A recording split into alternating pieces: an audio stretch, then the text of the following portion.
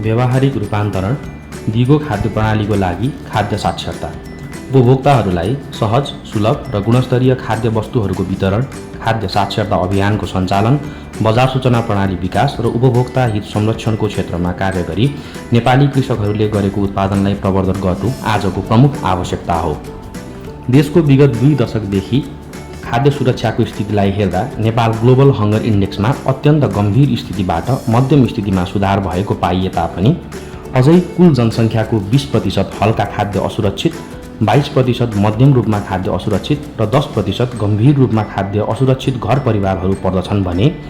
बालबालिकामा कुपोषण तथा अधिक पोषण र महिलाहरूमा रक्त अल्पताको प्रकोपले पनि गम्भीर पोषण कमीलाई दर्शाएको छ,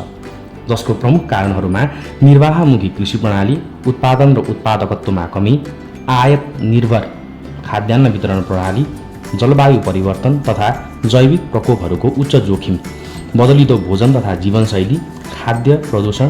पोस्ट हार्वेस्ट क्षति, खाद्यान्नको मूल्यमा हुने उतार-चढाव इत्यादि हुन्।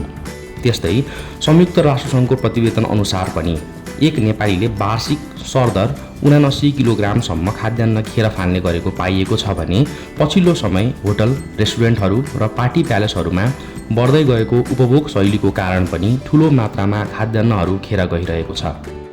साथै खान नपाएर भन्दा पनि खान नजानेर तथा प्रदूषित र अस्वस्थ उपभोगको कारण विभिन्न किसिमका स्वास्थ्य समस्याहरू निम्तिरहेका छन्। यसै परिवेशमा स्वस्थ खाना चयन गर्न सक्ने ज्ञान, दृष्टिकोण र सिपलाई उपभोक्ता माझ लगी सोही अनुसारको उत्पादन र वितरण प्रणालीको विकास गर्ने अभियान नै खाद्य साक्षरता हो। असल र सुरक्षित उत्पादन प्रणाली, स्वस्थकर खाद्यान्न छनौट, खाद्य सुरक्षा र जोखिम न्यूनीकरण, पोषण शिक्षा, पाक शिक्षा,